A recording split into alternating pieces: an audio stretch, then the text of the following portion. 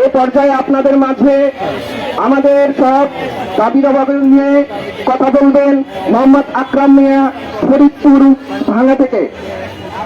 মোহাম্মদ ফরিদ মিয়াকে অনুরোধ করছি তার বক্তব্য পেশ করার জন্য। আসসালামু আলাইকুম ওয়া রাহমাতুল্লাহ। শিক্ষক বন্ধু কেমন আছেন?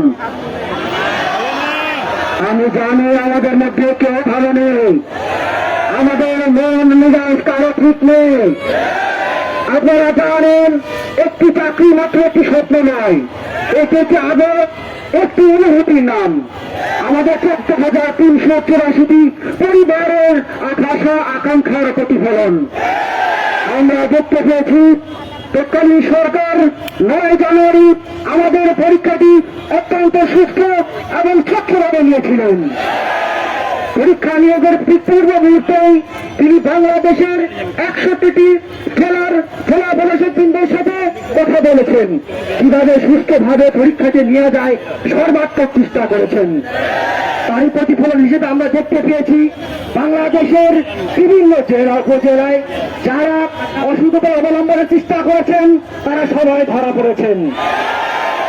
আমরা জানি বিভিন্ন সময়ে বাংলাদেশে কোটার প্রয়োজনে আমাদের হয়ে গিয়েছিল। আমরা এই কোটাকে মোকাবিলা করে জুলাই যুদ্ধের মাধ্যমে আমরা এই সর্বপ্রথম 14,384 জন শিক্ষক মনোনীত হয়েছি। আমাদের এই শিক্ষক বৃন্দের মধ্যে অধিকাংশ লোকই রয়েছেন পাবলিক বিশ্ববিদ্যালয়ে। আমি নিজের এইটা দিয়ে আমার 22 নম্বর ভাইবা চলছে। আমি এছাড়াও আগের তিনটি ভাইবা যোগদান করেছি এবং চাকরি ছেড়ে দিয়েছি। এখন আমরা অনেকেই আমাদের মাঝে চাকরি ছেড়ে দিয়ে অসহায় জীবনযাপন করছি। আমরা জানি আর কিছুদিনের মধ্যে আমাদের এই নিয়োগটি 13তম গ্রেড থেকে 11তম গ্রেডে উন্নীত হবে। এ কারণে আমাদের যারা 16তম গ্রেড 18তম গ্রেড ছিল সবাই কিন্তু চাকরি অলরেডি ছেড়ে দিয়েছে। আমরা হতাশার মধ্যে আর নিয়োজিত হতে চাই না। আমরা জানি যে বিভিন্ন অনিয়ম তদন্ত যখন শুরু হয় প্রাথমিক শিক্ষা অফিসার প্রাথমিক শিক্ষা মন্ত্রণালয় থেকে তদন্ত টিম গঠন করে। তিনি তদন্ত কমিটিকে দায়িত্ব দেন যে বিষয়ে তিনি কিভাবে কার্যক্রম চালানো যায়, কিভাবে বিভিন্ন অসুবিধা অবলম্বন করছে কিনা এদের তাদের যাচাই বাছাই করার জন্য। অবশেষে দেখতে পাই যে বাংলাদেশ তথ্য অধিদপ্তর, বাংলাদেশ প্রাথমিক শিক্ষা অধিদপ্তর এবং বাংলাদেশ গোয়েন্দা রিপোর্ট সবকিছু আমাদের পজিটিভ আসে। তারা স্পষ্ট বিবৃতি দিয়েছেন এই নিয়োগের মধ্যে কোন প্রকার অস্বচ্ছতা বা দুর্নীতির প্রমাণ পায়নি। তারই প্রতিফলন হিসেবে আমরা দেখতে পেয়েছি আমাদের এই নিয়োগে অধিকাংশই মেধাবী স্টুডেন্ট রয়েছে, রয়েছেন পাবলিক বিশ্ববিদ্যালয় থেকে।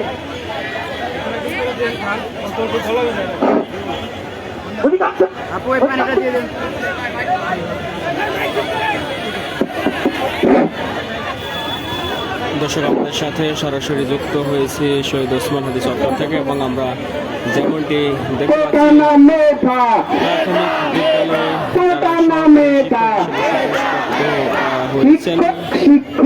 তারা এই মুহূর্তে শহীদ ওসমান হাদি চত্বরে অবস্থান নিয়েছেন। নিয়োগপত্র আদায়ের দাবিতে নিয়োগপত্র হাতে পাই, আমরা সবাই ঘরে যাই। নিয়োগপত্র হাতে পাই, আমরা সবাই ঘরে যাই।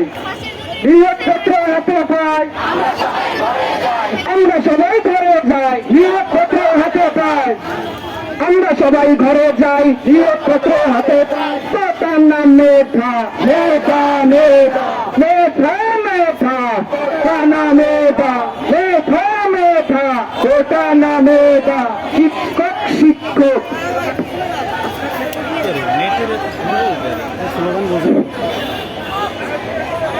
এ পর্যায়ে আপনাদের মাঝে কথা বলতে আসছেন টাঙ্গাইল থেকে আমাদের বড় ভাই মিরাজুল ইসলাম। ওনাকে কথা বলার জন্য অনুরোধ করছি।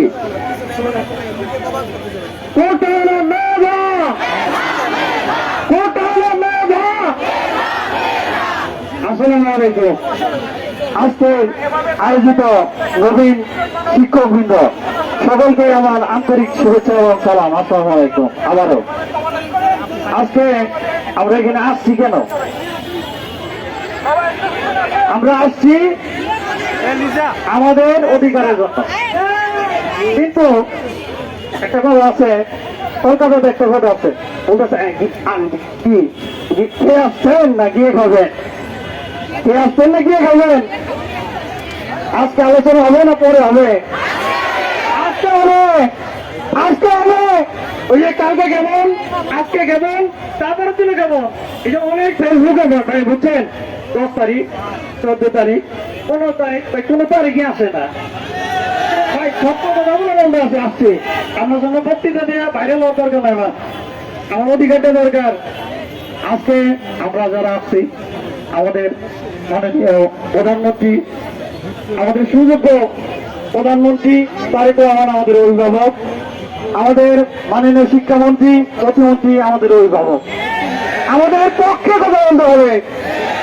কোন নিয়োগ প্রক্রিয়া দ্রুত সম্পন্ন হইলে সেখানে যোগ্যবান নিয়োগ পায়। কে নাই নিয়োগ পায় না বলেন? যেখানে খাল কেমন হবে, সেখানে টাকার বিনিয়োগ হবে, সেখানে মেধাবীরা চান্স পাবে না। আপনার